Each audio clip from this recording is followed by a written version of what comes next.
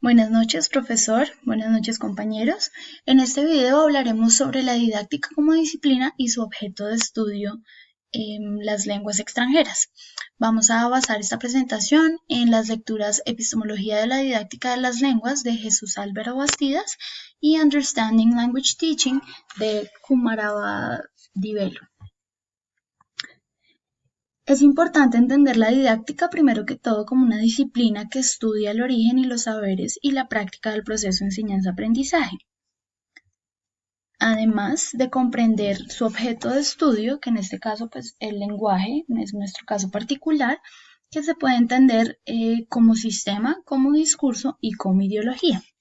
Como sistema lo podemos ver como un instrumento bien organizado, bien estructurado, con algunos componentes que se estudian como subsistemas. Algunos de ellos pues son el sistema fonológico, el sistema semántico, el sistema sintáctico. Todos ellos pues obviamente como en un sistema funcionan teniendo en cuenta el otro. No se puede dejar uno de lado, sino que todos van trabajando en pro de pues conformar pues este gran sistema que es el lenguaje.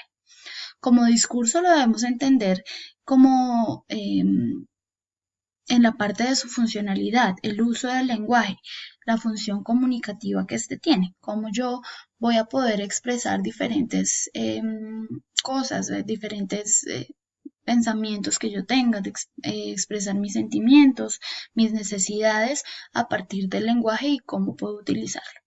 Además de entenderlo como ideología y comprender el poder que tiene el lenguaje, el poder de lo que yo puedo decir, que dependiendo de cómo yo lo diga, mi audiencia lo puede tomar de una manera u otra. Es importante comprender todos estos aspectos del lenguaje para poder enseñarlo de una manera apropiada y asertiva. Cabe mencionar también que la didáctica de las lenguas y su objeto de estudio deben comprenderse tanto a nivel práctico como en cuanto a la teoría detrás de ella.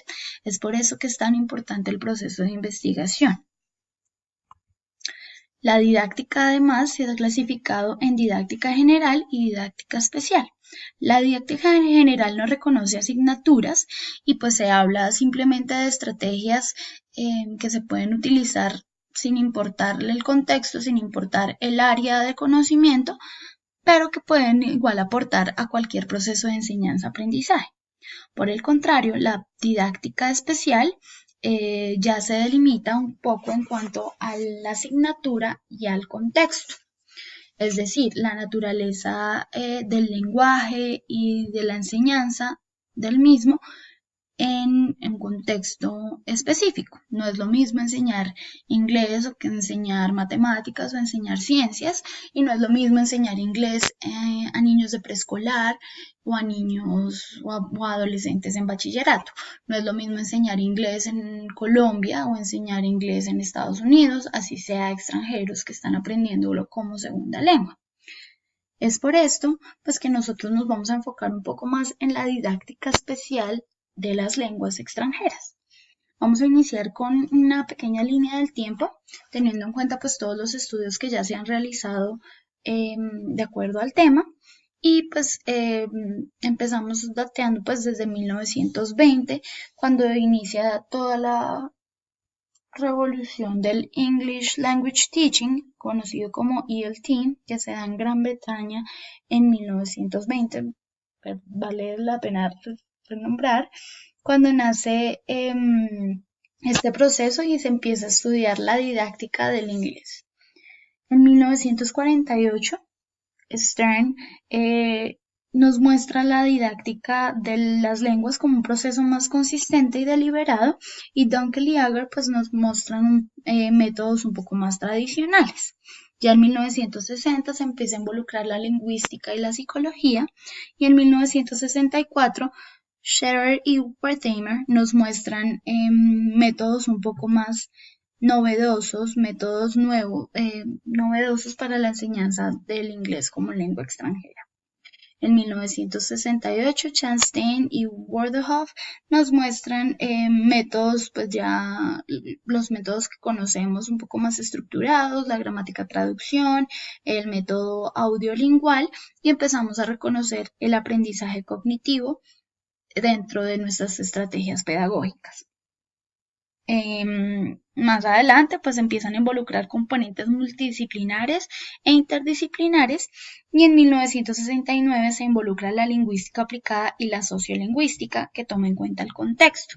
Y aquí vamos a empezar a ver que no solamente se enseña la lengua en pro de pues aprender la gramática y su estructura, sino en contexto y cómo se puede utilizar. Ya se enfoca más en la funcionalidad que tiene el lenguaje y cómo lo podemos utilizar.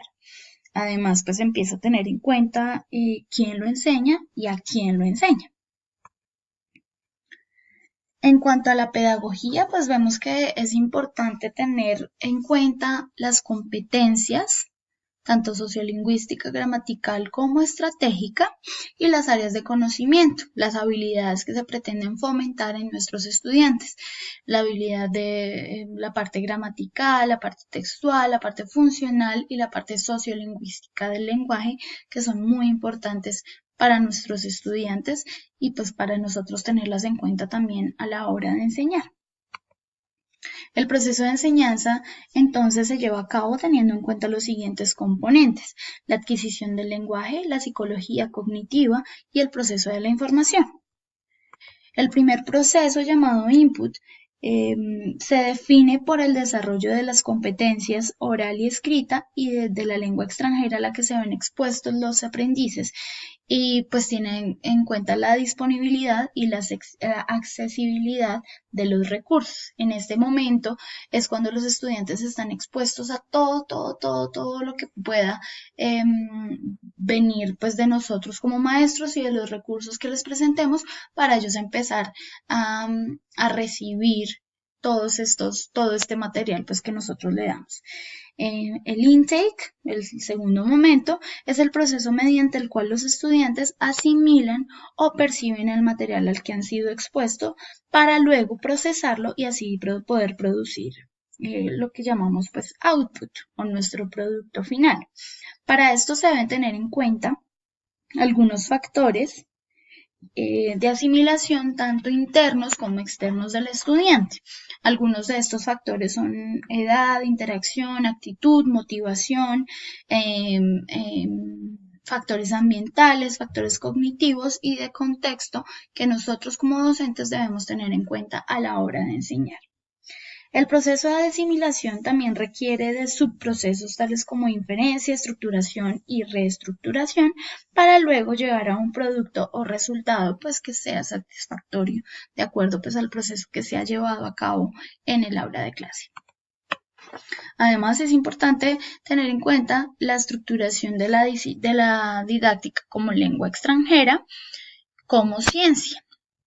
En este caso, pues tenemos la epistemología, que es un poco más general y abstracta, pero pues que nos da como una lectura del origen de la didáctica, cómo se empieza a generar estos estudios que promueven pues la investigación en el tema, la teoría, pues que ya son las propuestas y conceptos que ya se han establecido para nosotros pues empezar desde ahí nuestras investigaciones propias.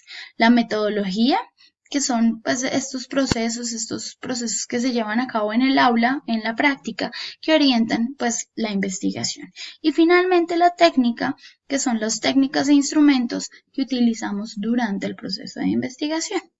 Muchas gracias por su atención.